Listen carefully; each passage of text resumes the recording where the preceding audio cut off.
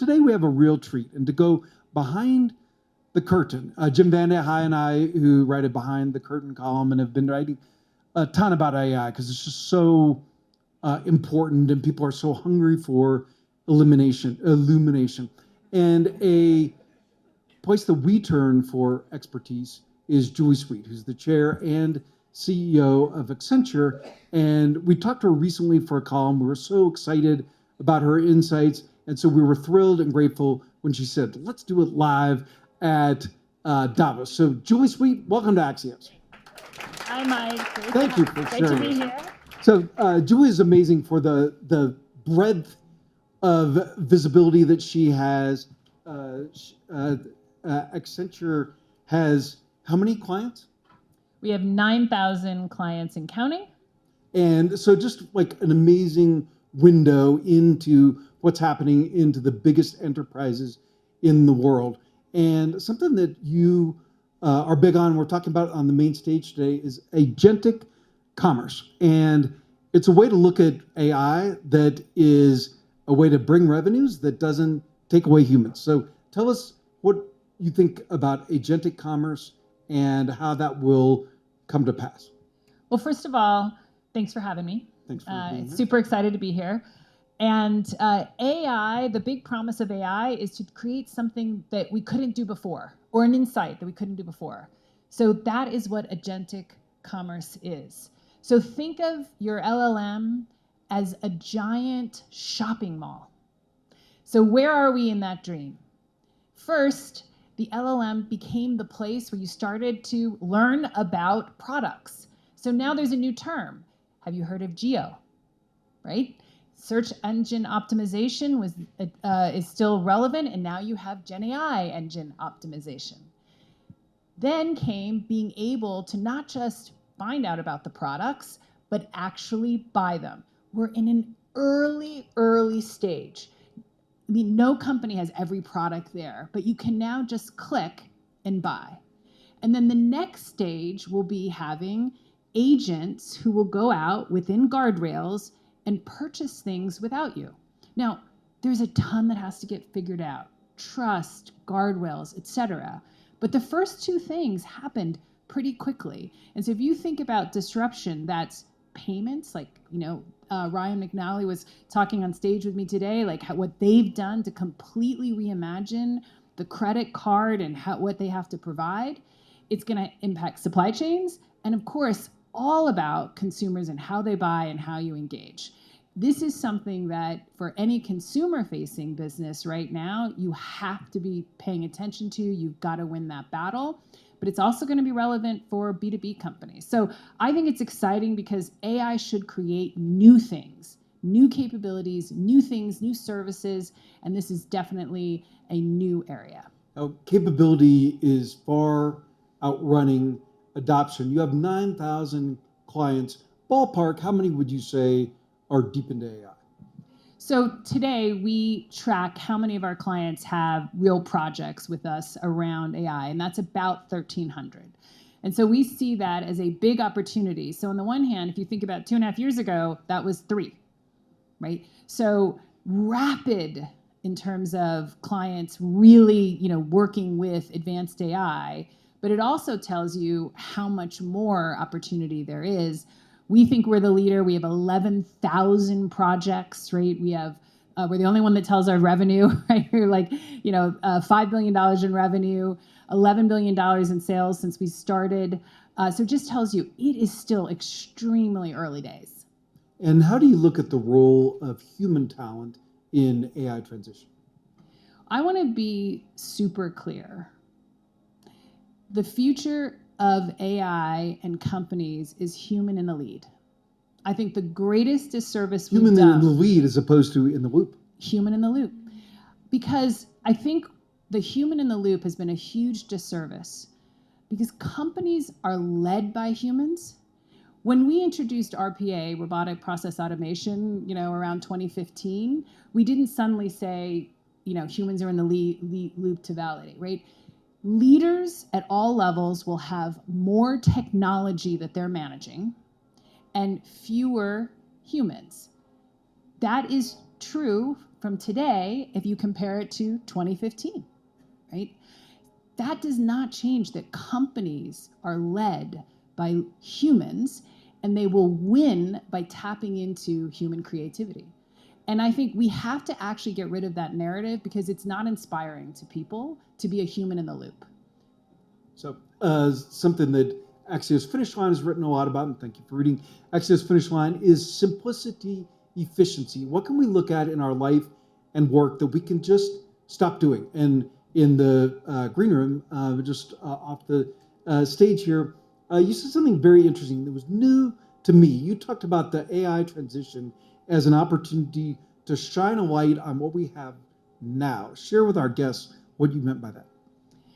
I often get asked, are people laying off because of AI? And I said, no. Companies have used AI to shine a light on their enterprise. And what are the opportunities today? Many companies today have too many managers, more than they need, not because of what AI can do, but they simply have too many managers. Things have been operated the same way. Most companies talk about fragmented processes, duplication.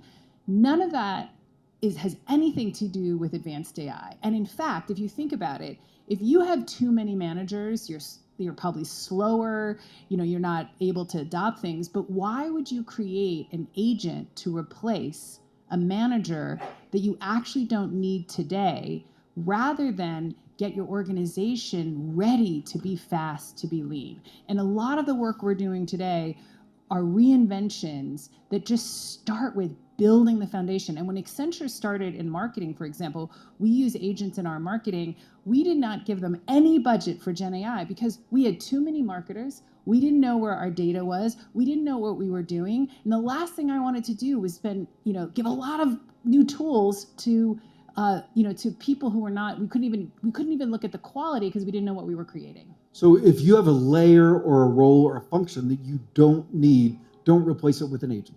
Exactly. And by the way, that's the same thing that we all learned in automation, right? Don't automate bad processes. We, all have been around for a long time who've been around technology.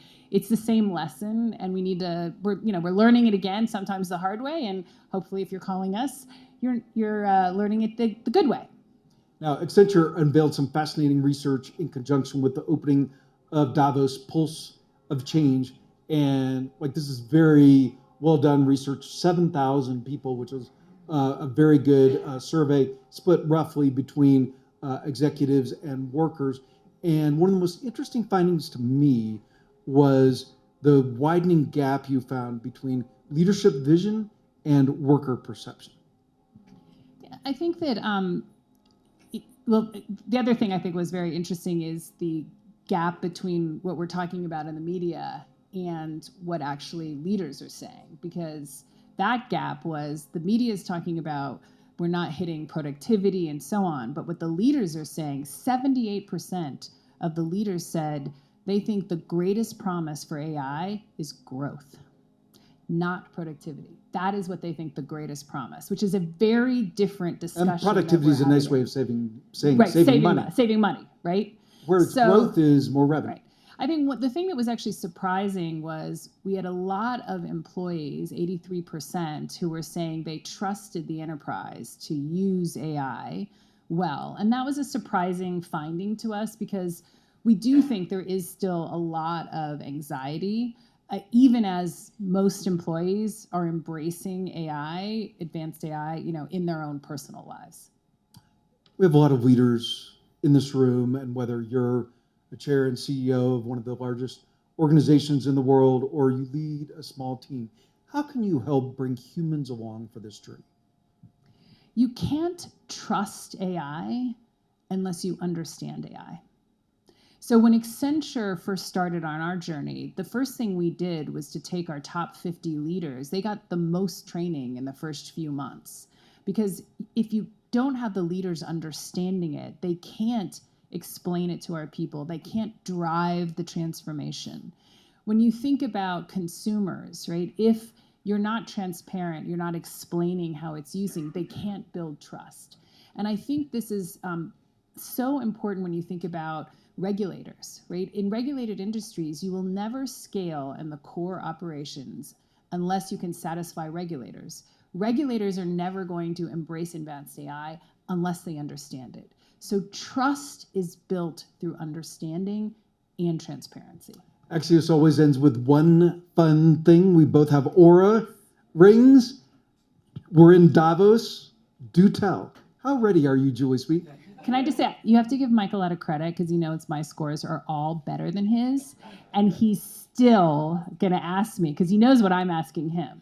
My readiness score is 68, my sleep is 79, and my activity is 99.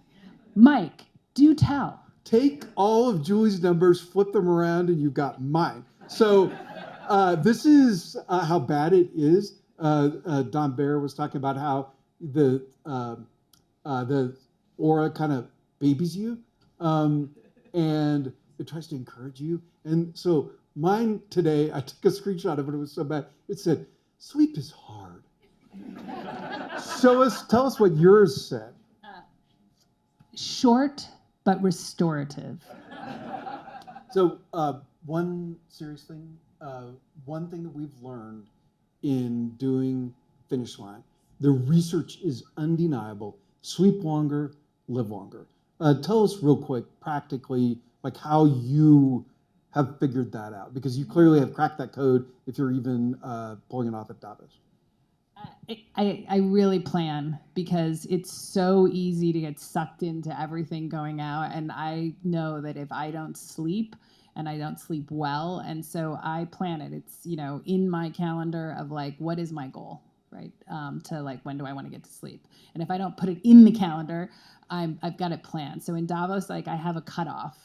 I am not, and I know that our last wonderful speaker I am not going to the after parties because I have to sleep. So thank you, ADP. Thank you, Axios Live.